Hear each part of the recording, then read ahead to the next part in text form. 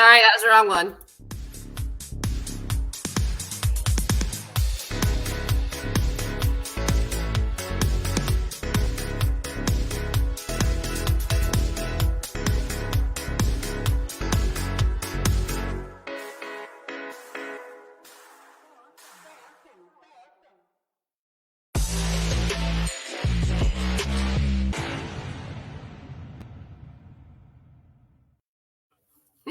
Good morning. Now, did you tag me? I did tag you. It should be showing. Okay, so this is going to take me a second, folks. Please be patient with me because I am switching between all sorts of things here. Yes. All right, I don't know if you can still see me. Yes, I can. It's all right. My coffee hasn't kicked in yet. I totally hit the wrong file, so.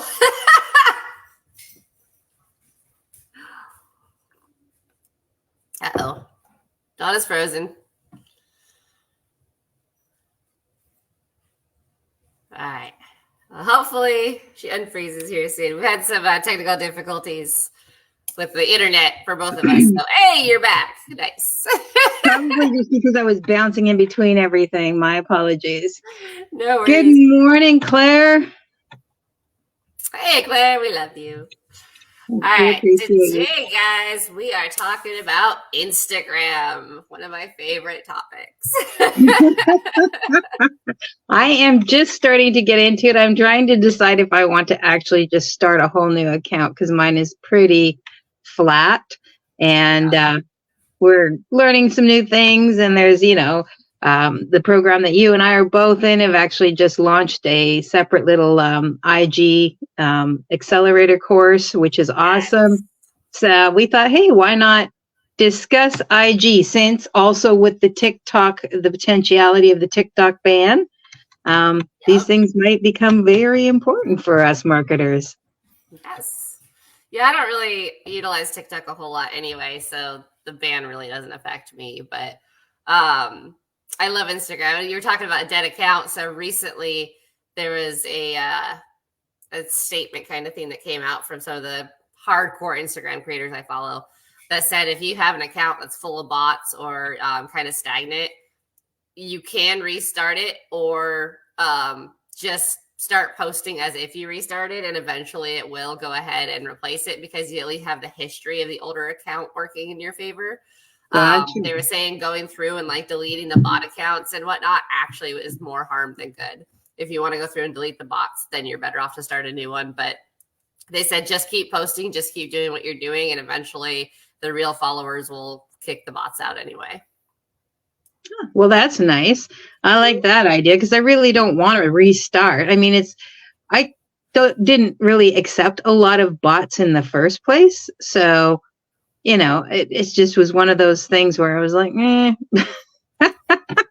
I want to redo this again? Because I mean, there's some excellent strategies. And I honestly felt like if I start putting those into place, then they should do the work, right? Yeah. So absolutely, yes. Yeah, so let's get into it. So one thing that I do want to warn everybody against, because we see it all the time, is do not fall for the buy followers scam, okay? The followers you buy are not going to be good. They're not going to be engaging. They're going to hurt you more than anything. So regardless of how many followers you want and what your goal is and all that stuff, do not fall for the buying the followers scam. It will hurt you. Well, yeah, because they're not going to be your people, number one. Mm-hmm. Right. And it was funny. I just saw on Threads somebody talking about, so this video has like something like 14,000 likes or 40,000 likes, but only like 400 views. Yeah. And it's because they weren't actually viewing it. They were just buying likes. So they were just literally coming in and clicking like. So yeah, you had 40,000 people come in and like it, but no one actually stayed to watch the video. Yeah. Which I believe also hurts you. I know it hurt you on TikTok if people just scrolled like. I think it hurts you on Instagram as well. Makes sense though, right? Yeah. Because you're trying to screw the algorithms. You're trying to to buck the system, and that is not going to help you in any way, shape, or form. So exactly. So let's talk about first thing I want to talk about is optimizing your profile. So we've talked about this before a little bit, but optimizing your profile is so important when it comes to Instagram, because so often we want to make it super complicated and be really creative and throw a bunch of emojis in there and all this other stuff. But it's really simple. You want a clear profile picture that shows your face, because you want people to know you're a real person, you're a real account. Yeah. Your username should reflect either who you are as a person, or especially if you're a business, who you are in business, right? So you see it all the time where it's like Diana, the affiliate mom, or something like that.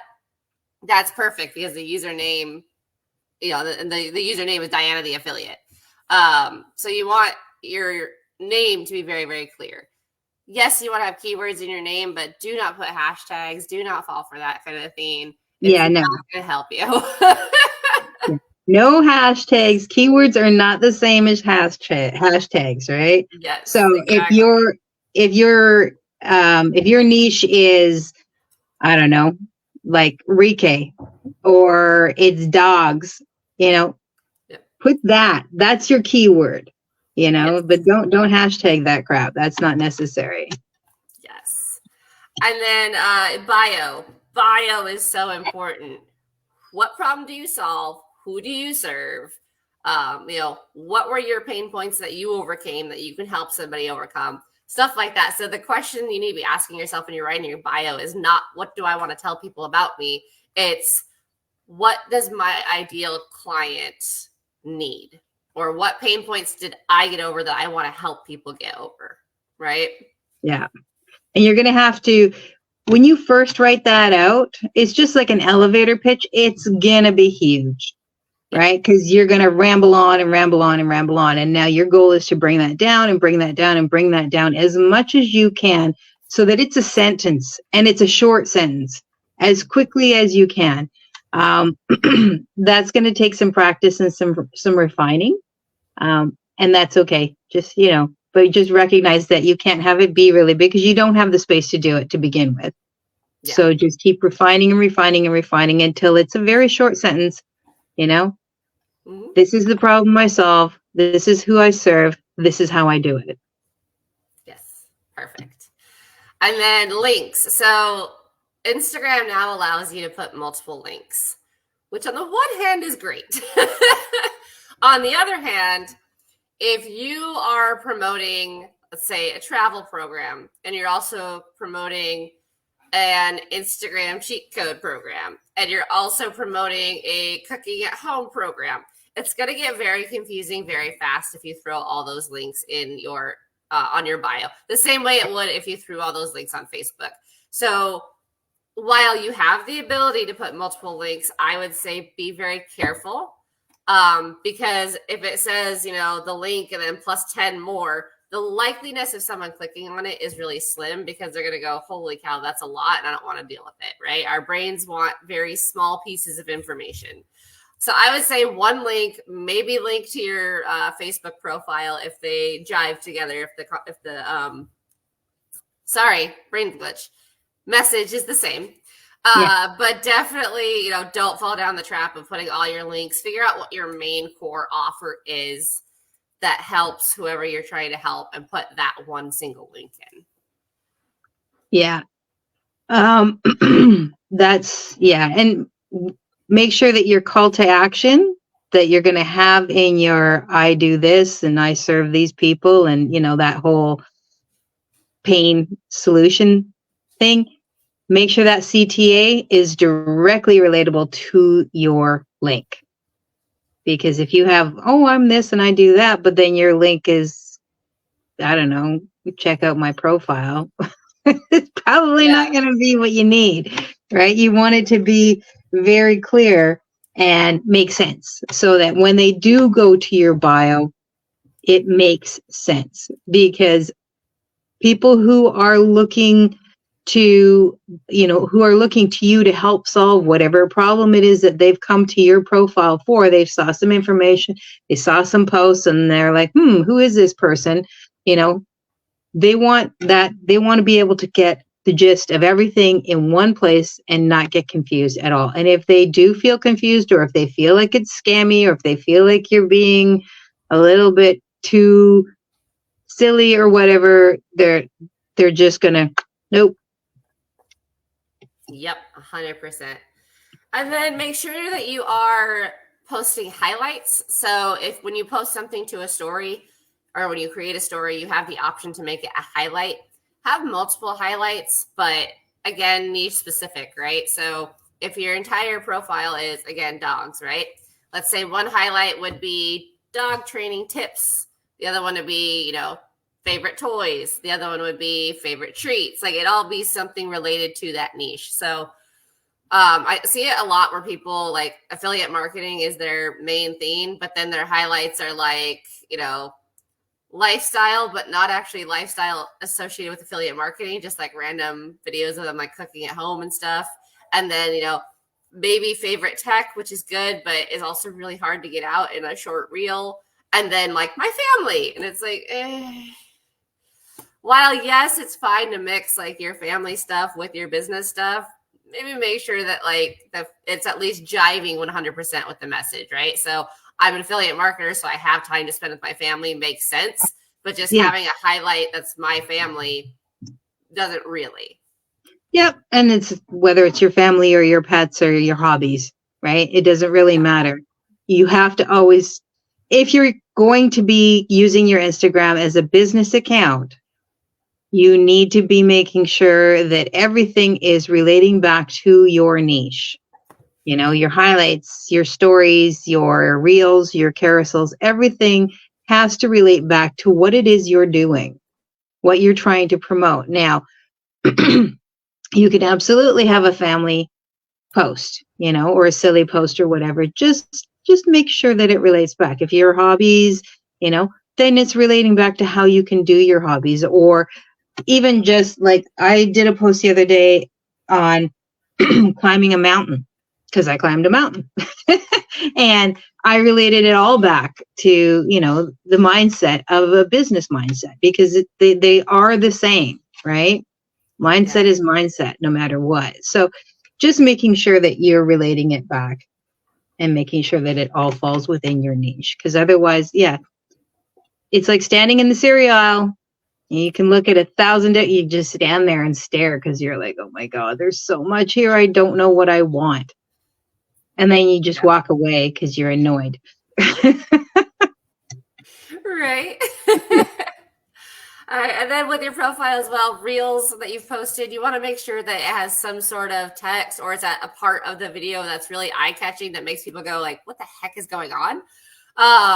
Or that they go, oh, that sounds interesting. Let me click on that. Because again, the algorithm is going to reward people who bring people in and keep them on the platform. So you want your stuff to be eye-catching. Again, that thumbnail is like your YouTube thumbnail, right? It's your chance for a cold open. So make sure that it's really good. And then again, keep those niche specific and make sure that your posts, your carousels, your reels, all are niche specific, with maybe, like you said, one or two random like funny or family ones thrown in, but still relate it back within the description or something. Yeah, that's what your captions are for, to help you pull it back in, even if it's not necessarily obvious from the video specifically. Your captions are going to be very important. Exactly. And then again with those SEO, right? So we see it all the time, at least we used to, where like the call to action was, click the link in the bio.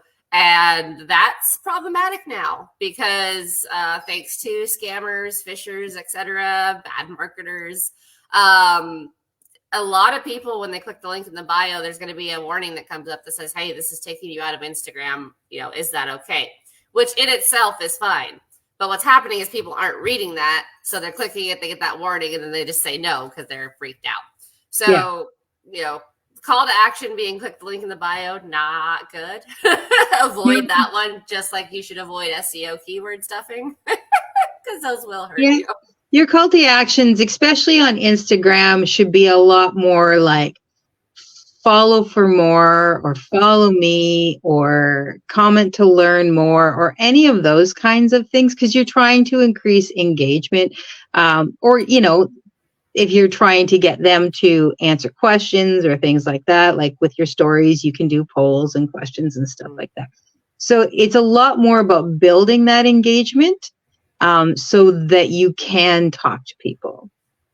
Yeah, exactly. And then once you talk to them, you can make sure they're a good fit. And then you can go, you know, decide whether or not sharing what you offer is worth it or not. And, you know, I think that's something that we forget often is not everyone is our client.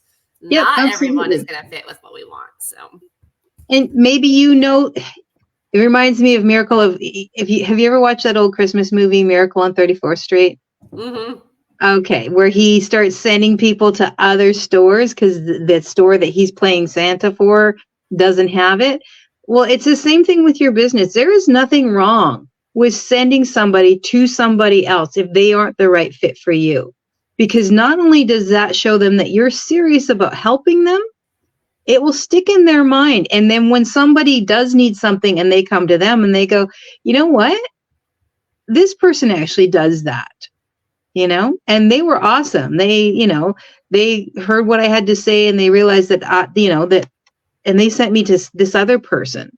And so you're cementing yourself in their mind as somebody who's helpful, and you're being helpful, because you don't, just because you don't have it doesn't mean that you can't tell them where they can find it. Yeah. Well, and so often it seems like marketers think we're in competition with everybody else, and we're not. Like, there's nothing wrong with, you know, exactly what you're saying, like networking, sharing, just like you would in any other business. So, and then posting, right? So 2 years ago, Reels was the hot theme that was going to bring you people. Last year, it was carousels. Carousels were keeping people's attention more and driving up the engagement because it was longer time they were spending swiping through. Stories, when those came out, utilizing stories was huge for people. And now I believe you can do carousels within your stories, which is awesome. Oh. So what works on Instagram is constantly changing. And there's nothing wrong with that. It's just keeping abreast of the information, right? So I believe for 2024, they were saying carousels and stories were what was going to continue to help drive engagement. But the utilization of the poll feature is going to be huge. And using the new features as they come out is definitely going to help you. Because Instagram's going to see that. Absolutely. Just like any platform, when you utilize their new tools, they like you better. Yeah, like, ooh, they're using our stuff, right? Versus not. And so it's always beneficial to you to try and utilize any of the new tools that come out.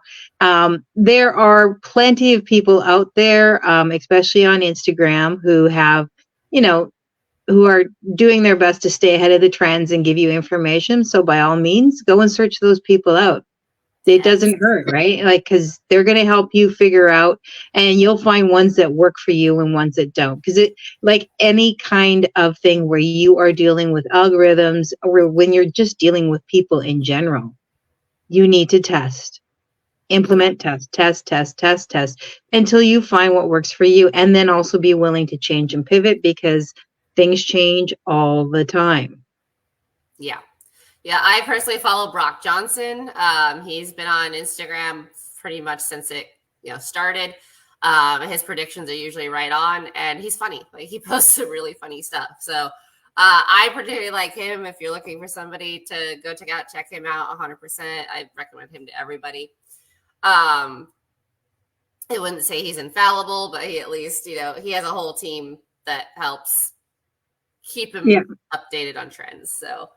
And that's then doing the work for you. And then, you know, so often we post stuff that like we find funny, because I do it all the time, which is fine. But remember, again, if you're building a business, your post should be tailored toward your ideal person that you're trying to help, not like, oh, my mom would like this, right? Which isn't to say that your mom is your business, you know. Yeah, exactly. It's not to say they can't cross over. But maybe your mom doesn't know about the struggles that you went through, and don't be afraid to tell those stories. And I think that's where, again, authenticity, which we talked about before, comes into play, because there's nothing wrong with being a little bit vulnerable if it's something that you overcame that then helped your business. There's nothing wrong with sharing that story. Yeah, it makes you, more human perhaps, but that's a good thing. It's okay. One of the things that I have learned recently was that, because they tell you, tell your story, tell your story, tell your story. And it's a big push to tell your story. But when you're first starting out, what you're going to try to do, maybe, because you're just trying to draw people who are going to watch you, right? Why are they going to watch you just because of your, like, so you're a mom, you're a single mom, and you're trying a new business. Okay, well, there's tons of people that do that.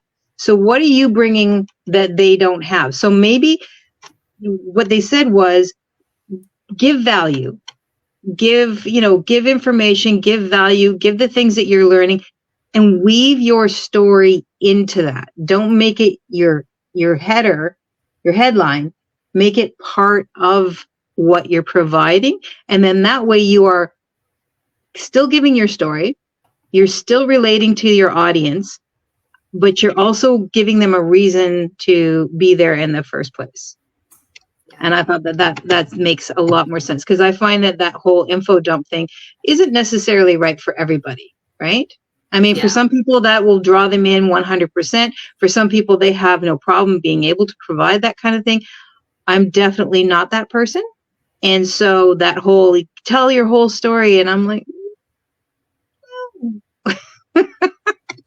But being able to weave it in also allows you to use that story over a longer series of reels and posts. Because if you give everything away all at once, then it feels like you have nothing left to give. Yeah. But don't be afraid to repeat yourself, right? Like, well, true, that too. Because, we're very short attention span people nowadays.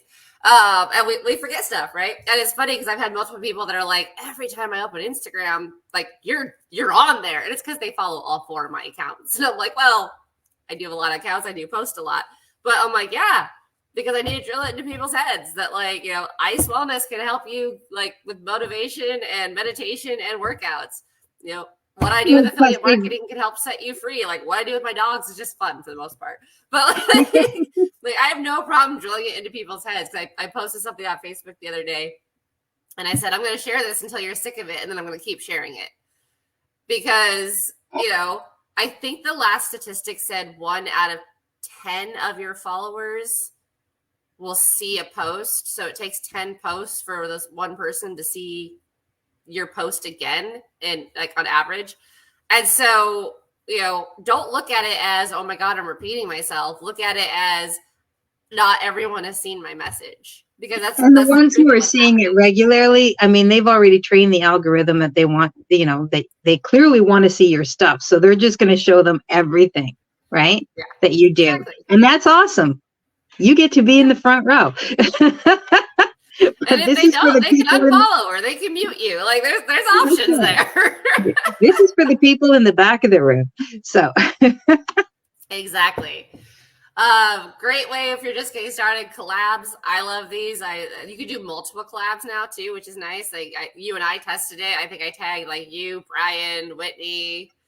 I tagged a lot of people, or didn't tag, but invited as a collaborator. Collabs are a great way to showcase, that you're working with someone else, or in our case, showcase your team that you do the coaching sessions with. Collabs are just a really, really good way to get you in front of more people, because, Donna and I might have the same people who think we're awesome, but they're maybe not finding me because they're only following Donna, like people within that, exactly, or whatever, and vice versa. So collabs are awesome. Yeah. And don't be afraid. I mean, and if you are really concerned about, tagging somebody as a collaborator, they can refuse. Mm-hmm. Right. So if you're like, I want to put this person as, and they go, no, that's okay. And you can always ask first, but if you don't want to ask first, or if you're just excited and want to jump right into it, go ahead. And the worst they can do is say no. That's saying no is not that big of a deal. People say no all the time. We just have to get comfortable with the idea that no doesn't mean anything other than no. Yeah. Right? So. And sometimes it's not a bad thing. Yeah. Sometimes it's a good thing. I did a post one day. I don't remember what it was for, but I know I tagged Buff Bunny, I tagged 𝐶𝐏_𝐒, and then I tagged 𝐤𝐔𝐘𝐒. And I was like, oh, I don't know how they're going to react to this. I hope it's good. And then they never commented, but I saw like both Jason and Kara liked it. And so I was like, okay, cool. Because I said, if you like dog content, follow him. If you like fitness content, follow her. I think it was just kind of like a shout out post kind of thing. Yeah. And, did it help grow my followers? Not really, but I absolutely adore those two. And like, I drive people to them all the time because their stuff is awesome. So it was just kind of one of those like, oh, so you never know. Like the person you tag might, end up really liking your stuff. Yeah. Happens all the time. So yeah. Buff Bunny actually, I think they messaged me and was like, hey, can we use this on our next launch? So somewhere on the Buff Bunny page, I'm like one of the highlights. So, Hi, Justine. Thanks for popping in. Yeah, you're right. Hi, Justine. Love it. Okay, this next one that we want to talk about is a little bit controversial because there's a lot of data that goes back and forth, but timing. So we always talk about timing on Instagram. I personally don't utilize timing. I pretty much post whenever. But one thing I will say is if you are scheduling it, don't schedule it on like an increment of 5 or 10. Yeah. Make it something weird. Make it like 3:17 or 3:24 or like something like that. Because most people who are scheduling are going to follow that 5-minute increment. So you want to be posting between them. Absolutely. So there's a lot of different people out there who say different timings. Yeah, you can watch your engagement. Like even with me for TikTok, I know that if I post at some ungodly hour in the morning, Eastern time, I'll get a small bump because it's just being pushed out to the people that are, and then it'll go down. And then usually, probably around 9 or 10, I get another up, and then it goes down, and then it goes back up again at around 3 o'clock my time. Nice. It's just the way that it goes, right? So if I hit it between those times, then I'm going to see the initial little spurt that always happens because they're just pushing it out there.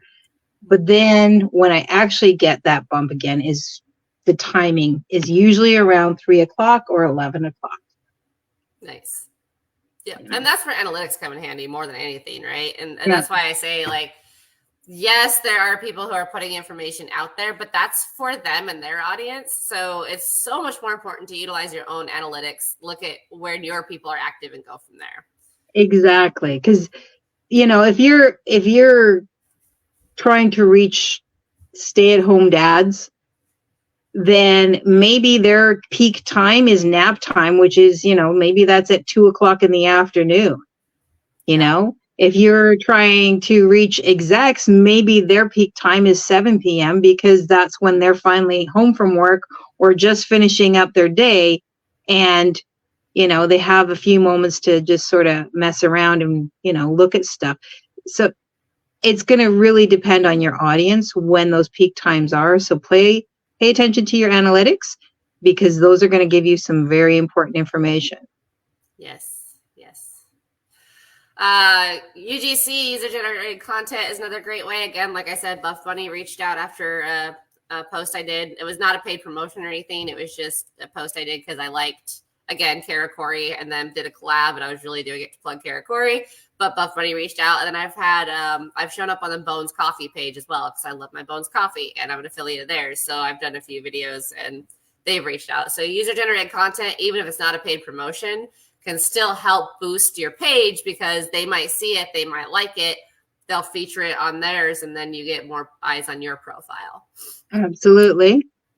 Going live, of course, is always beneficial.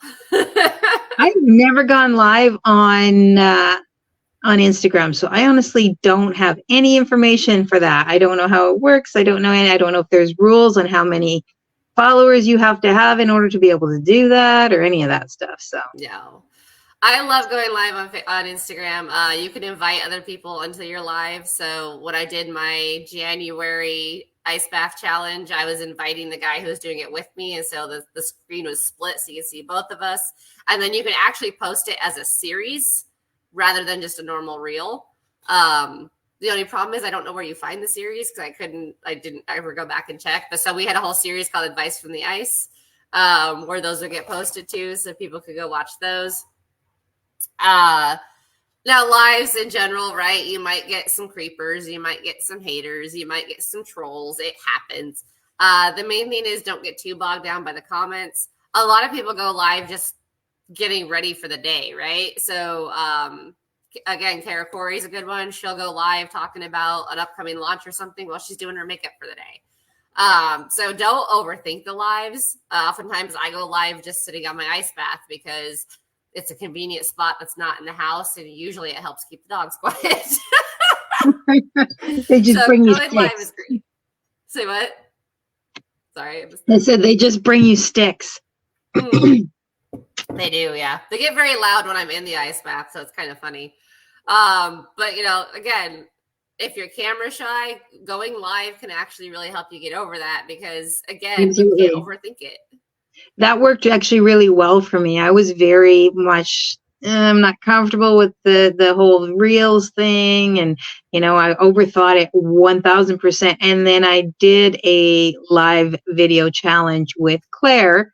I can't remember the name of it at the time, but it was basically just a week of lives. And it helped tremendously to really get over my brain, getting in the way of just something so basic.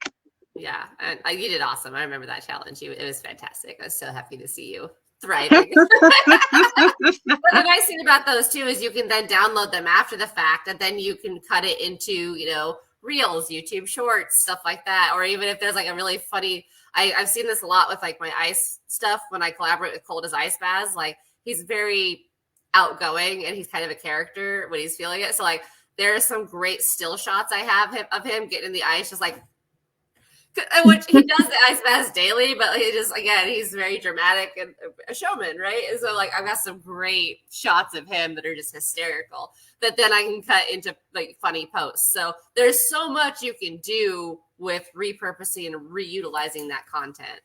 Yeah. And that goes for every platform, but yeah, IG as well.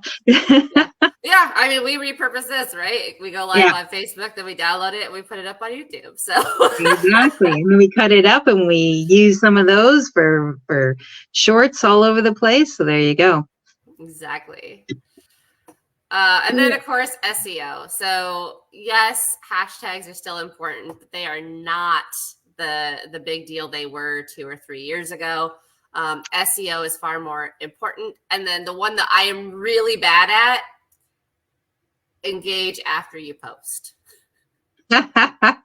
Don't just post and disappear. Yeah. So now the engagement thing, it's good to do some engagement prior to posting because that's going to put you, good morning, David.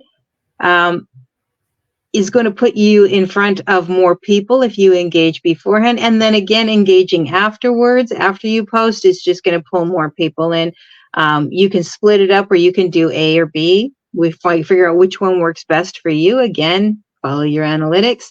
For the hashtag thing, if you're a newer account, the hashtags may be more helpful simply because people are clicking them to find stuff. Right. And so if you're newer, that hashtag situation may actually work more in your favor. Whereas once you're more established, it's just more for convenience than anything else. Right. So Renee says I have 2 different content ideas. I should set up separate accounts for them then. Well, it depends. Do those 2 ideas at all feed into each other, or are they completely different? Yeah. Are they very separate ideas? Yeah. Yeah, if they are completely different, separate ideas, Renee, you'll want to set up 2 separate accounts. Okay. Yeah. So like if one is woodworking and one is music, then definitely, yeah, 2 very different, just set up 2 accounts. But if they can be combined or if they do feed off of each other, then yeah, you can combine it. Yeah. Or sometimes you can have posts that cover both, right? So like on my affiliate marketing one, I do have posts with my dogs because I do to some extent target, dog parents who want to retire and just spend all day with their dog. And you can link them to each other. Yeah. But that is a very different audience from my Schutzen and working dog people or dog sport people, right? So the everyday pet parent doesn't typically understand Schutzen, so doesn't understand the training that we do. So I'm not going to mix the 2 in that sense. So it's like me. I have a publishing account and then I have my marketing account. Now, occasionally I make, I talk about one here or I talk about the other there, but I don't do my marketing on my publishing one because that's all horror people, people who write horror and publishers and artists and that sort of thing. And then my marketing one, that's probably not the same crowd. In fact, 99% sure that's not the same crowd. And what they're interested in is not going to have anything to do with that. So I do keep them separate in that area, in that way. Yeah. Hope that answered your question in a very verbose way. Real quick, circling back to the hashtag conversation. You want to have about 30 hashtags that are specific to what you're talking about, but you don't want to use them, all of them, every time, every post, because it's going to get really confusing. You want to go ahead and switch those up. Maybe you have one core one that you always want to use, but the rest should at least rotate so that it doesn't look like you're just copy pasting the same thing over and over and over again. Absolutely. And I mean, when you're doing your hashtags, some are going to be a little bit more general. Some of them are going to be a bit more niche down. And I mean, even if you're only going to do 3, do 1 general, 1 niche down, and 1 that's, more post specific or, and then however you're going to do that, sort of keep that even in terms of how you're doing that. So you've got a couple of this, couple of that, couple of the next. And make sure your hashtags fit your description because Instagram will see if like your keywords and your hashtags mesh. If they don't, they're likely not going to push your stuff. So don't just throw trending hashtags in there because they're trending. Make sure that it does fit what you're saying. Because again, Instagram's looking far more at keywords and SEO than they are at hashtags now. Yeah. And so they're just looking at it to make sure that you're not stuffing it. And so, yeah, the hashtags are useful because like I said, especially in the beginning, because people do go to the hashtags and look for content under this specific thing. So that is why it's there. But it's not so much for the algorithm to find you. It's more for individual people to find you. Yes. And that goes for YouTube as well, or any of them really. Yeah. So, all right, as we wrap it up, guys, as Donna mentioned in the beginning, we do have a really, really cool Instagram specific course that we like. If you are interested in that, if you're watching this on the YouTube, it'll probably go ahead and put it in the description. But if you are interested in it and you're watching this on Facebook, reach out to Donna, reach out to myself, and we can talk it over, see if it's a good fit for you, and then potentially get you signed up. Absolutely. So this course is very specific. It's about helping you build out your Instagram quickly and properly. So it's an excellent price. It's not too expensive. And you get so much support all the way through. And obviously either Rose or I will be there also to help you and answer any questions and get you directed into the right place. So yeah, reach out to us and one of us will be able to help you in that process. And if we can't, we'll direct you to someone who can. Absolutely. Because we are all about servicing the people here. All right. Yes. So as always, if you have any questions, any comments, anything you'd like us to talk about in the future, please drop a comment and let us know. If you're watching this on replay, we will just drop a replay and so that we know who's been by. And yeah, we'll see you next week. what are we talking about next week? We didn't even decide that. Oh my gosh. Oh, we Trina. did. I think we just decided it last week, and we didn't go from there. Okay. Well, let's see. We're going to pick a topic. I love it. Let's do it. Okay. How about just setting SMART goals for your marketing efforts? Yes. Yes. All I right. love that. So SMART goals are a wonderful thing to have. You see them in business all the time. Lots of brick and mortars use them, but they're great for every kind of business. They're great for your own personal life. So next week, we will be discussing setting SMART goals for your marketing efforts. All right. Until then, have a great Friday. Bye, guys. Bye.